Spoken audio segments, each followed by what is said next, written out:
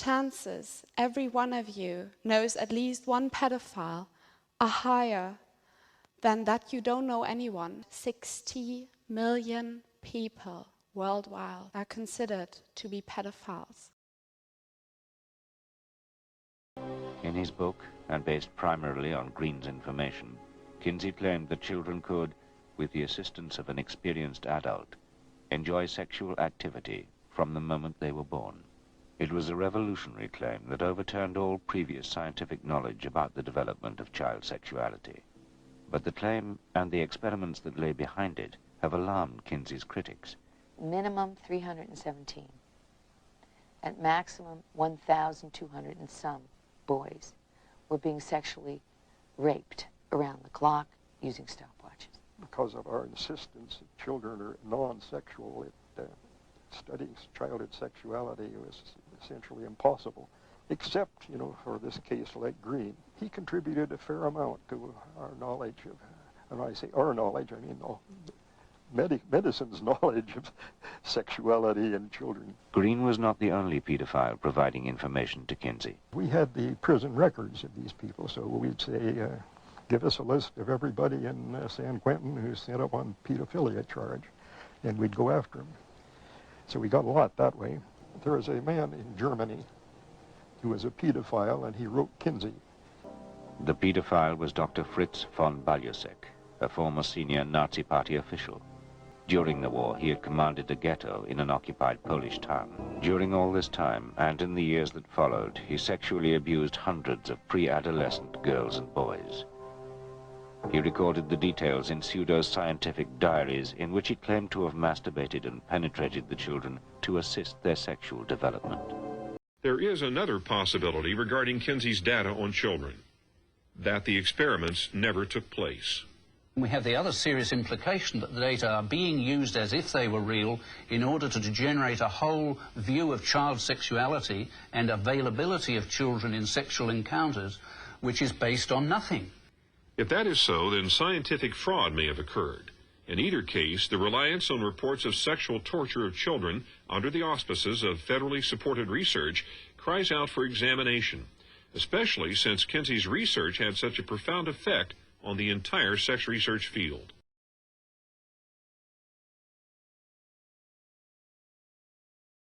The most obvious impact of this effort is to demystify the taboos of sexuality in sex education classes to very young children.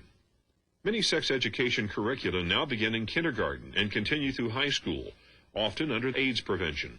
The message to parents, if we don't begin teaching children about safe sex as early as possible, including every variation, then they may get AIDS. I remember him using this in his campaign against me, saying Barack Obama supports teaching sex education to kindergartners. And, which I didn't know what to tell him.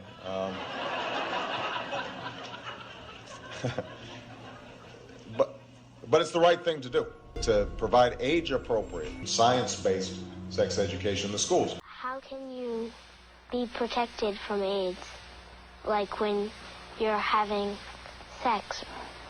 Well, one of the best ways, Magic, is wear a condom, isn't it? As a result, some schools, and even a documentary presented by Nickelodeon, are instructing children as young as 8 years old in how to use a condom.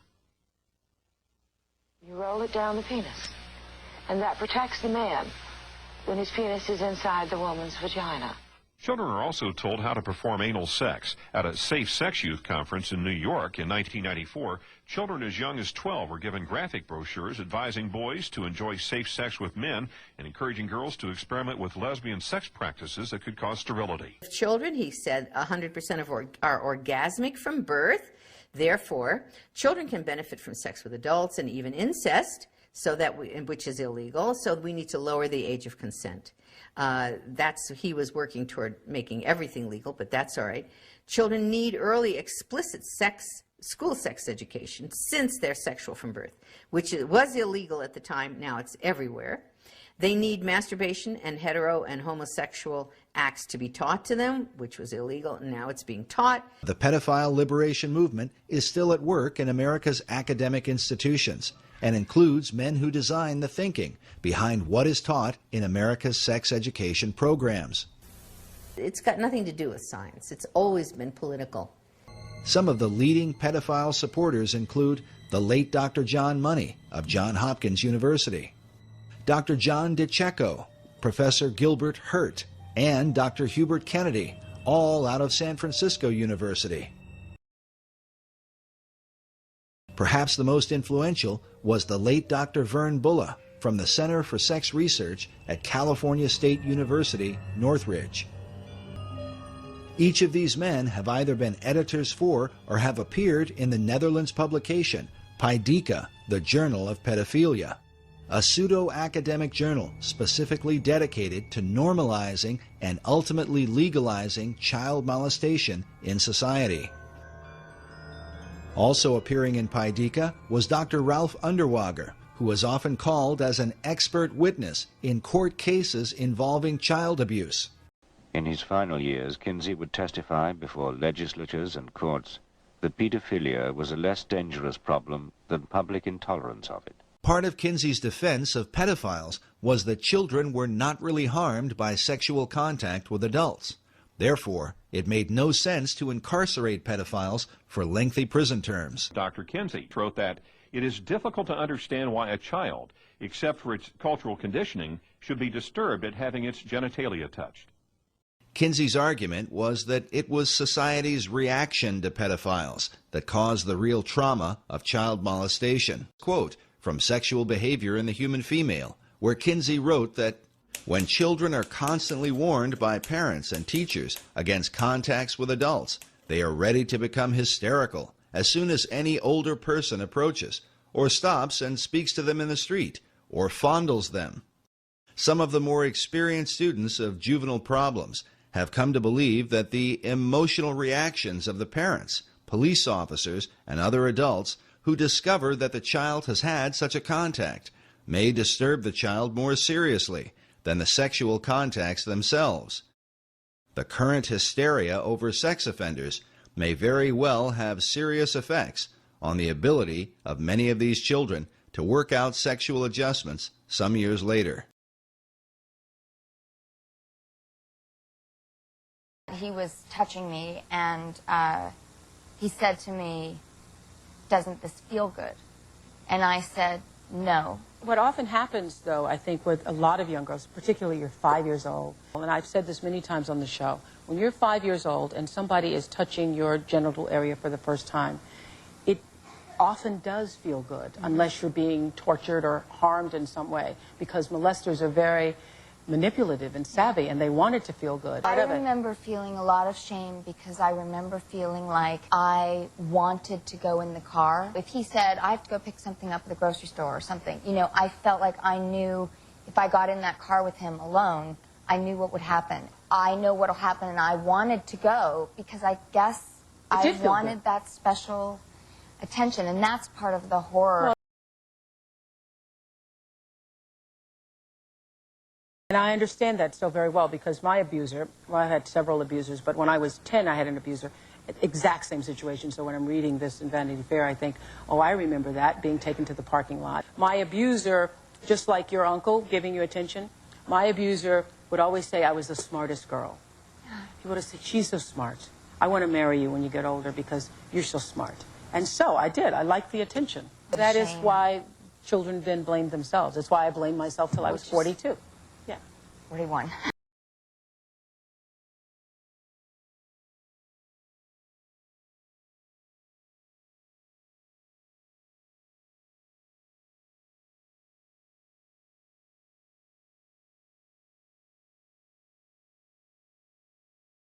NAMBLA is the largest group of organized pedophiles in the United States. They're also the most dangerous. They were established in Boston in 1978.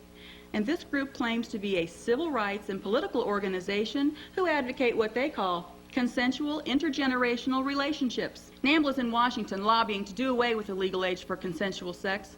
They feel like they're an oppressed minority whose civil rights have been infringed upon. The American Civil Liberties Union has defended NAMBLA on that stance. In an article in Time magazine regarding condemning NAMBLA, the ACLU said, well, if it's NAMBLA today, who is it tomorrow? And NAMBLA's been a member of the International Gay and Lesbian Association, or the IGLA, for the last 13 years. In 1994, the United Nations, with support of the United States, moved to provide funds and legitimacy to their agenda by granting official consultant status to the IGLA. There's been some pretty scary statements from our own U.S. Senate, too. In a U.S. Senate investigations report, it said, quote, "Pro-pedophilia groups such as NAMBLA are not as severe a threat to our children as we may feel they are." In 1994, an underground film was released titled Chicken Hawk: Men Who Love Boys. The film documented the lives of certain members of NAMBLA, the North American Man-Boy Love Association. One of the most disturbing sequences in the film Chicken Hawk, children were being openly preyed upon in a small community by this pedophile, a man named Leland Stevenson. He is shown openly preying upon underage children, looking for an opportunity to molest them. So what happened? What? You made the phone ring. Oh, you made the phone ring? Oh, well, let's see how you did that. Oh, jeez. You're just texting record. No, you can't get in trouble for... He was so eager to tell me when his birthday was, and he was going to be 15 in less than a month on the 1st of December, and this is what life is about. The North American Man-Boy Love Association was formed in 1979 as a support group for men who are sexually attracted to boys. Over the years, its membership grew from 24 to 1,500 members. During the day, Bob is a government lawyer. In the evenings, he manages the NAMBLA's national office. In Europe, since the late 50s, support groups for pedophiles have been popping up to actively fight the age of consent laws. The Dutch have established the most liberal consent laws in the world. The official age of consent in the Netherlands is 16. Yet adults are not prosecuted for engaging in sexual relations with a child above the age of 12.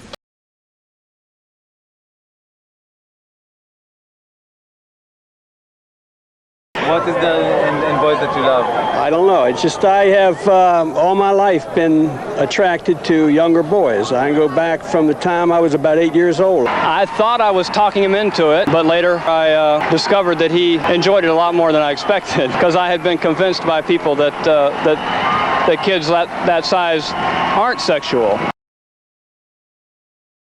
Always heard things on the news and everything saying that anybody who liked boys sexually would be a monster and would kill these kids or would do these horrible things, and I didn't want to do that. I wanted to stop myself from doing that, and so I had a war with myself for about 6 years. I went to therapy in many different places around the country, and finally I started realizing that they weren't being genuine with me. They really duped me. I've never been a child molester in my life. I've never been arrested, and I'm against child molester, okay, because I'm a child lover, a boy lover, okay, and love and molestation don't go together. The members of NAMBLA claim that their intentions are out of love for the children they molest. Yet this cover of a NAMBLA bulletin, which they called their back-to-school issue, paints quite a different picture. It shows a frightened boy cornered by two adult men who are about to force him into sexual contact. We're happy to be here. We feel that historically we are part of this movement for liberation.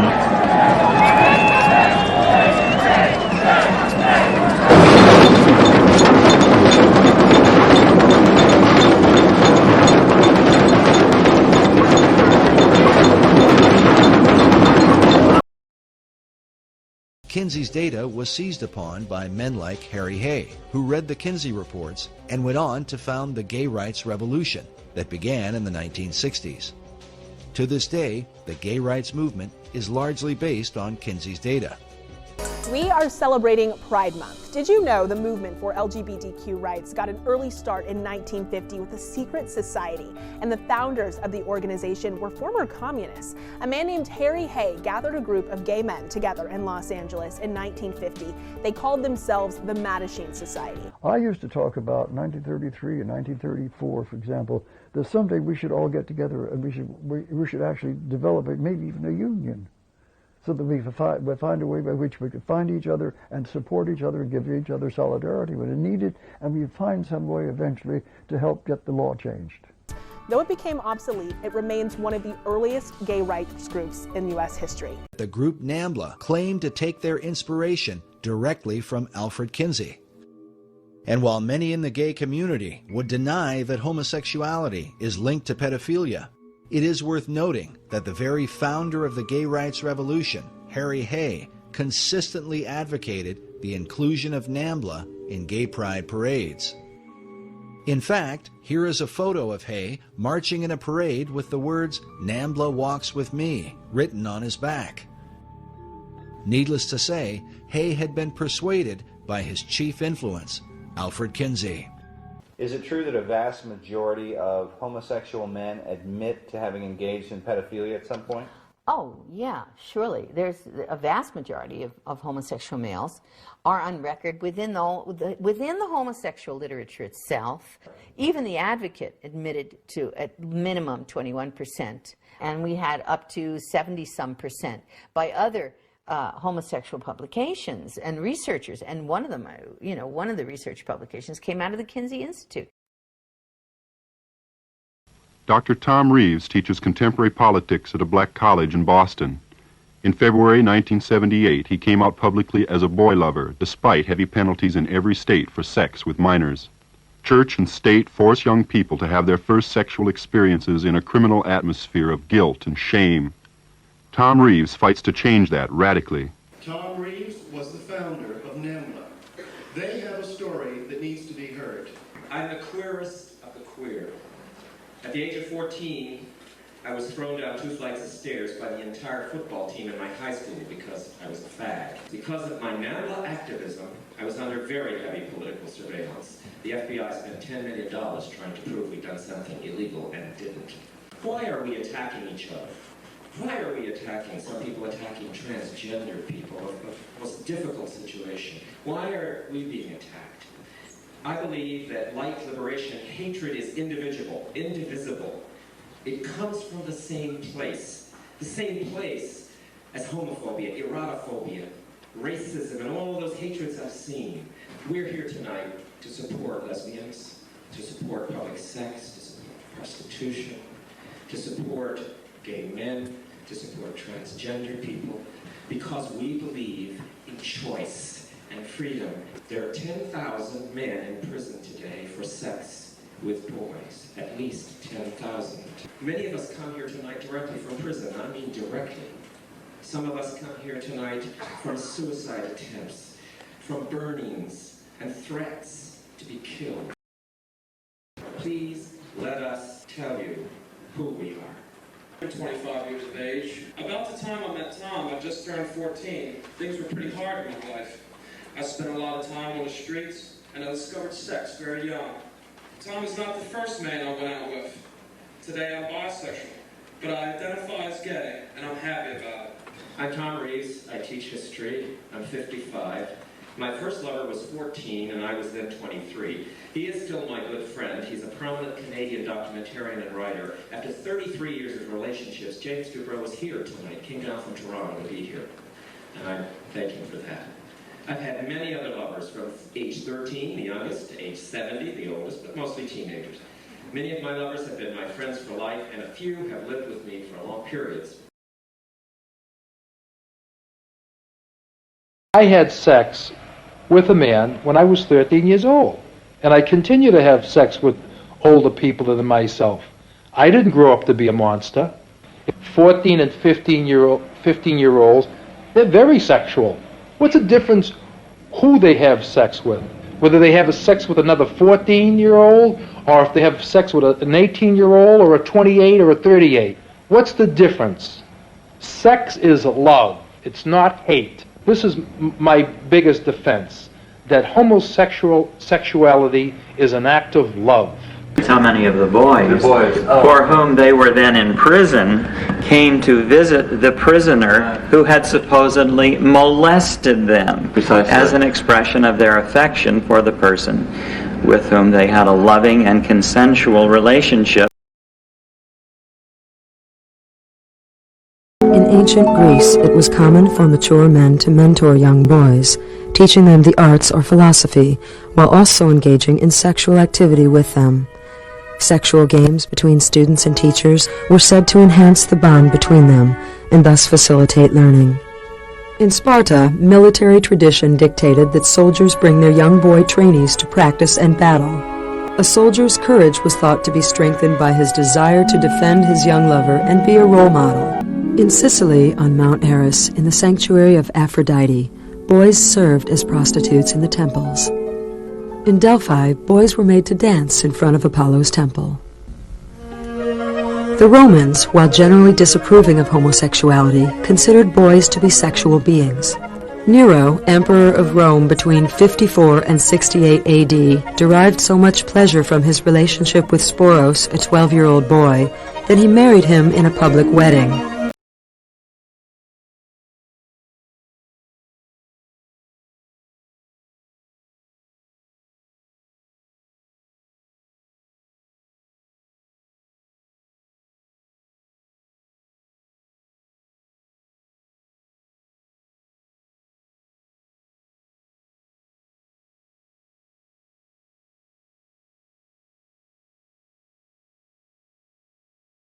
He is a psychologist and a senior scientist at the Center for Addiction and Mental Health in Toronto. In your piece, you say someone has no choice to be a pedophile, but someone can choose to not be a child molester. Pedophilia is separate from child molestation.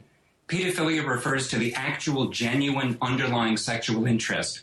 For some reason, and we haven't worked out the details yet, there are some people born with a genuine sexual interest in children. They didn't ask for that. Nobody asks to be a pedophile. That just seems to be the case for these people. But that's very different from child molestation, which is a choice. They're not responsible for what they're attracted to. They appear to be born with it. We know through a series of brain studies, both from my research group and from other teams, that they're born with slightly different brain anatomy. And the differences that they show are not the kinds of differences that emerge over a lifetime. Rather, they seem to be the kinds of differences where whatever the chain of events it is, that chain of events began before birth. It really had nothing to do with any choice that they made. When they felt the most desperate, that's when they needed to, for example, go to a psychologist. Yeah. But the way that the rules are set up today, if they go to a psychologist, that psychologist has to report them. Yeah. So rather than having a society where people can go in and get the help they need, we have forced these people to be out on their own, unsupported. If we were able to identify these people, for example, very early on and help provide them with the tools to control their own behaviors and their own interests, then we could prevent them from becoming a child molester. Yeah.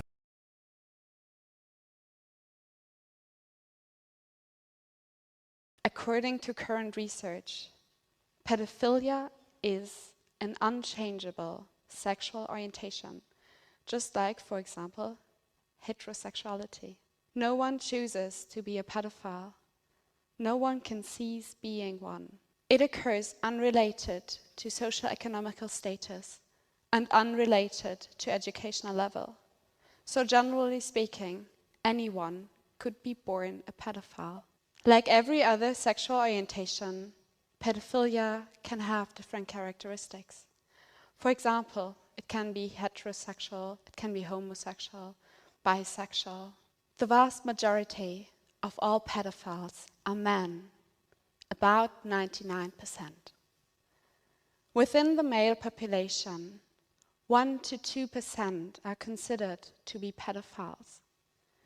This translates to about 60 million people worldwide. Chances every one of you knows at least one pedophile are higher than that you don't know anyone. The difference between pedophilia and other sexual orientations is that living out this sexual orientation will end in a disaster. People who can't tell anyone that they're pedophiles logically won't get any help. For example, they can't tell their friends that they can't go to the beach because children in swimsuits might be there as well. We shouldn't increase the suffering of pedophiles by excluding them, by blaming and mocking them. Most of the persons that I've worked with who have offended against children, I didn't feel did this with any kind of malicious intent at all. Some of them didn't see this developing. They were drawn into the relationships in ways they didn't recognize themselves. I saw others who genuinely fell in love with the child. This is David. He's known as a non-offending pedophile, someone who has a romantic and sexual attraction to kids but says he's never abused a child. He wants help, but getting it in the U.S. is risky. Since 2005, about 10,000 people in Germany have reached out to Dunkelfeld for help. Is this like conversion therapy? Are you trying to cure these people?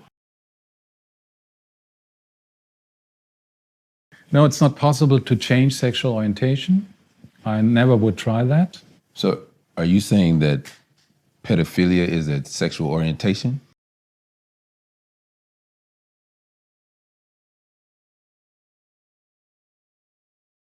Pedophilia is a sexual orientation?